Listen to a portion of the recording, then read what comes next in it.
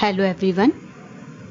This is the second chapter of class 11, that is biological classification.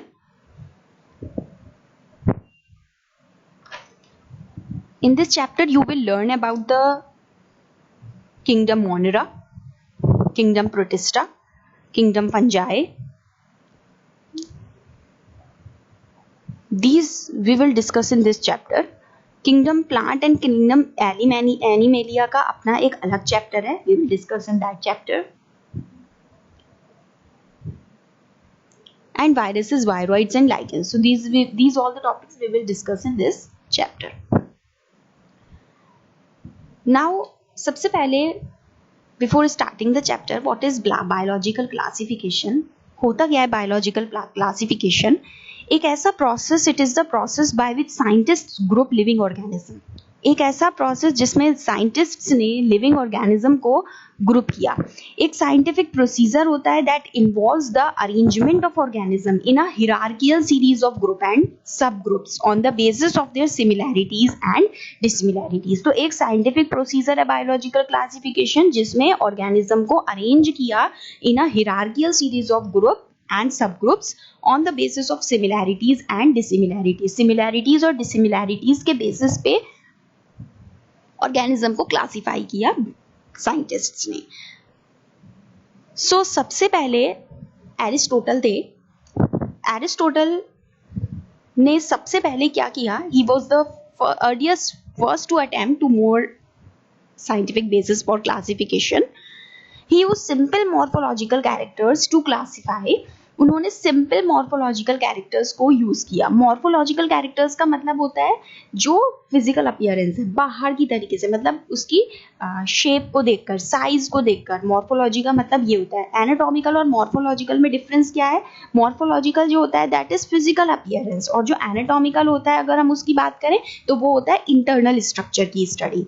So morphological characters को classify किया. उन्होंने क्या किया? प्लांट्स को क्लासिफाई किया into trees, shrubs and herbs में. प्लांट्स को उन्होंने बताया कि ट्रीज होते हैं, श्रब्स होते हैं, हर्ब्स होते हैं. और एनिमल्स को उन्होंने डिफाइन किया कि कुछ के पास रेड ब्लड होता है और किसी के पास नहीं होता. तो this is the classification of the Aristotle. अब एरिस्टोटल की क्लासिफिकेशन के बाद ज्यादा क्लासिफिकेशन की और जरूरत थी. There is need of more classification. अब इस एरिस्टोटल के बाद जरूरत क्यों थी क्लासिफिकेशन की? क्योंकि जितने भी ऑर्गेनिज्म अकर हो रहे थे do not occur in one locality. इन्होंने तो ये बता दिया था कि एनिमल्स के पास रेड ब्लड है और नहीं है, बस इतना बताया था. प्लांट्स में बताया था इन्होंने कि श्रब्स हैं, ट्रीज हैं, हर्ब हैं. लेकिन जितने भी ऑर्गेनिज्म हैं, जितने भी काइंड के ऑर्गेनिज्म है, they do not occur in one locality. एक लोकेलिटी में अकर नहीं है. तो इसलिए जरूरत थी क्लासिफिकेशन की. It helps in knowing the relationship between different groups of organism. और जो भी ऑर्गेनिज्म थे उनके बीच का रिलेशनशिप जानने के लिए भी जरूरत थी और क्लासिफिकेशन की.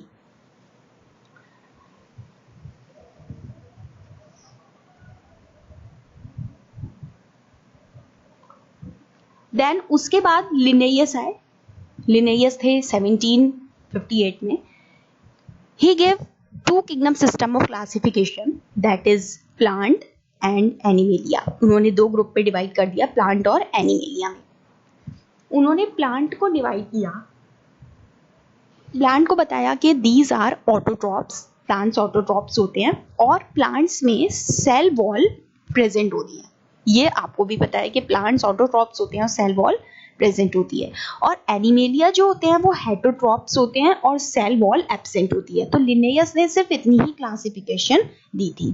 इन्होंने इनकी क्लासिफिकेशन में ना तो यूकैरियोट्स और प्रोकैरियोट्स का डिस्टिंग्विश था कि यूकैरियोट्स और प्रोकैरियोट्स क्या होते हैं, क्योंकि भाई ऐसे भी प्लांट्स हैं जो यूनिसेलुलर में यूनिसेलुलर आते ही होंगे, और सॉरी ऐसे भी प्लांट्स हैं जिनके अंदर प्रोकैरियोट्स आते होंगे, एंड मल्टी सेलुलर ऑर्गेनिज्म है. और तो ये जो इनका सिस्टम था, इसमें ना तो हमें यूकैरियोट्स के बारे में पता चला, ना प्रोकैरियोट्स के बारे में पता चला, ना हमें ये पता चला कि ये यूनिसेलुलर ऑर्गेनिज्म है या मल्टीसेलुलर ऑर्गेनिज्म है, ना हमें ये पता चला कि ये फोटोसिंथेटिक है या नॉन फोटोसिंथेटिक ऑर्गेनिज्म है। तो इनका जो सिस्टम था वो क्वाइट इनएडिक्वेट था। There is more need of cell structure, ज्यादा सेल स्ट्रक्चर की जरूरत थी, नेचर ऑफ सेल वॉल की जरूरत थी, फाइलोजेनेटिक रिलेशनशिप की, और मेथड्स ऑफ रिप्रोडक्शन। तो इस क्लासिफिकेशन के बाद और नीड हुई क्लासिफिकेशन की। उसके बाद जो क्लासिफिकेशन थी ऑर्गेनिज्म की into plants and animals was easily done and was easily to understand, और जितने भी ऑर्गेनिजम्स थे did not fall into either category. So two kingdom system of classification के बेसिस पे अगर हम देखें तो it was quite inadequate, कि सिर्फ केवल हमें ग्रॉस मॉर्फोलॉजी ही पता थी, लेकिन कुछ और कैरेक्टरिस्टिक जैसे कि सेल स्ट्रक्चर है, नेचर ऑफ वॉल है, mode of nutrition, habitat, methods of reproduction, evolutionary relationship, इन सब का कुछ पता नहीं था because of this two kingdom system of classification. तो इसके बाद एक और बायोलॉजिस्ट आए जिनका नाम था R.H. Whittaker in 1969।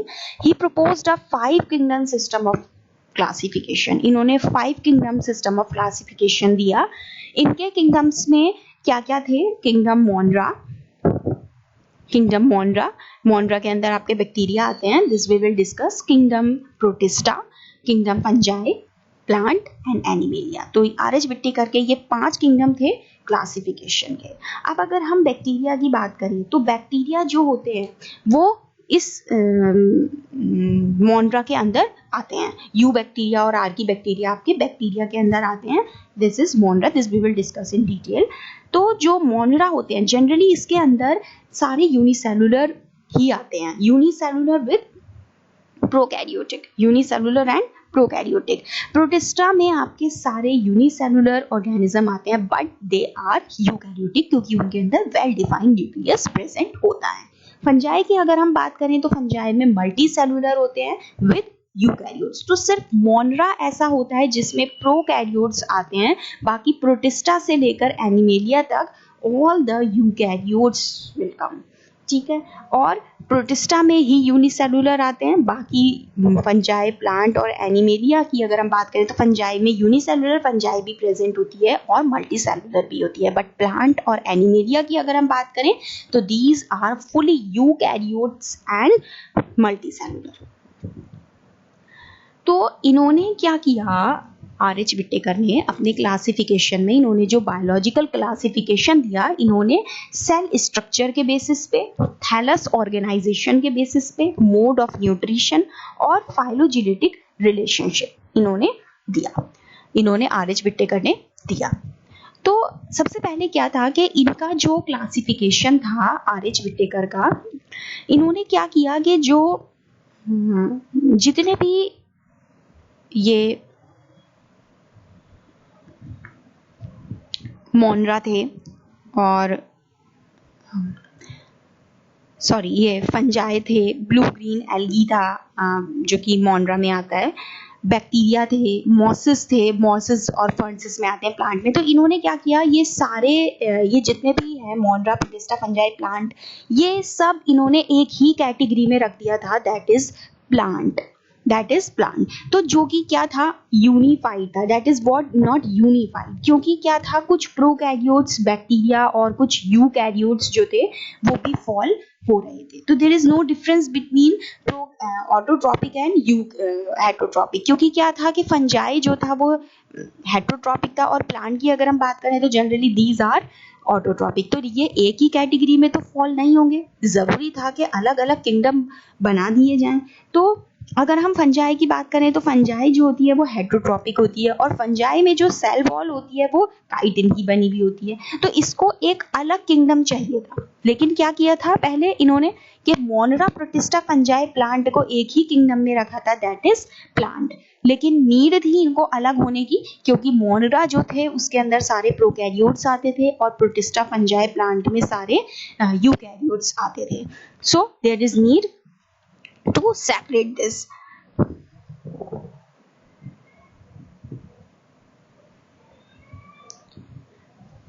अब देखिए, this is the table 5 kingdom of classification.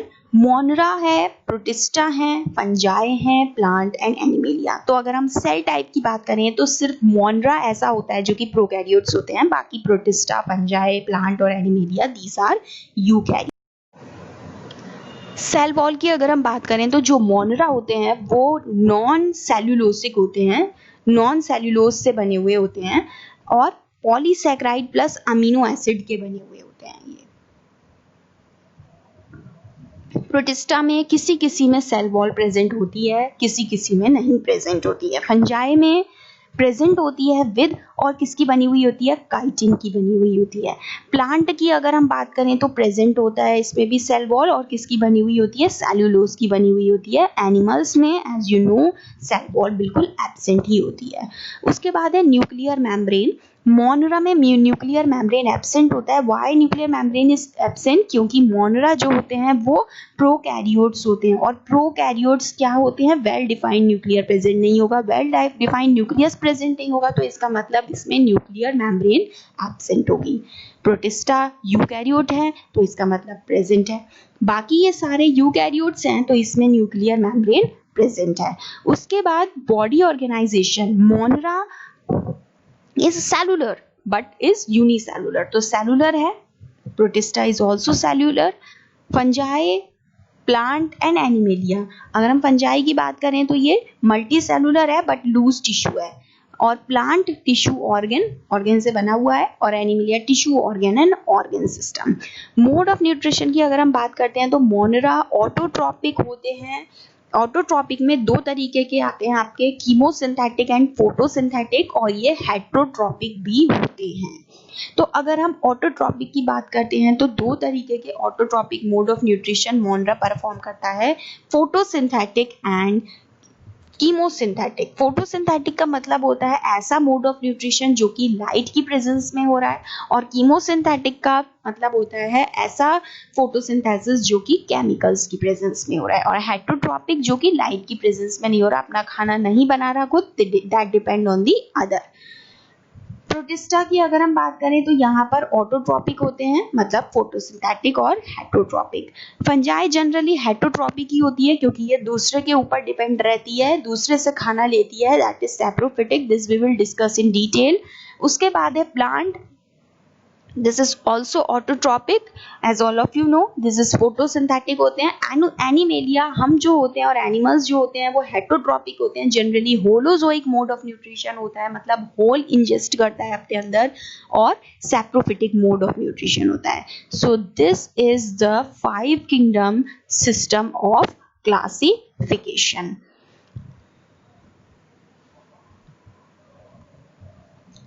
तो जो मेन क्राइटेरिया था इस क्लासिफिकेशन का, उसके अंदर जब हमने ये इनकी सारिज विटेकर का जो क्लासिफिकेशन आया, इसके बेसिस पे cell structure, body organisation, mode of nutrition, reproduction and phylogenetic relationship के बीच के बेसिस पे इनका ये क्लासिफिकेशन था। पहले जो था bacteria, blue green algae, fungi, mosses, fern, gymnosperm और एंजियोस्पर्म को एक ही कैटेगरी में रख दिया जो कि प्लांट में रख दिया था। कैरेक्टर ये अनयूनिफाइड था, जिसमें क्या था कि कुछ ऑर्गेनिजम्स के पास सेल वॉल थी उनकी सेल्स में और किसी किसी के पास नहीं थी, तो ये जरूरी था कि इनको सेपरेट किया जाए। तो इसी तरीके से ये मैंने आपको बताया ही था कि फंजाई थी, फंजाई की वॉल्स में काइटिन था, और जो ग्रीन प्लांट्स थे वहां पे सेलुलोसिक सेल वॉल था, तो इसलिए अलग अलग सेल वॉल प्रेजेंट थी।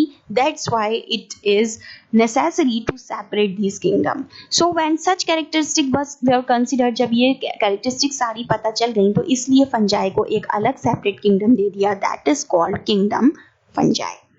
So this is all about the 5 kingdom system of classification.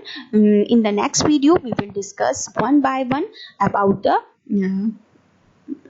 various kingdoms. Thank you.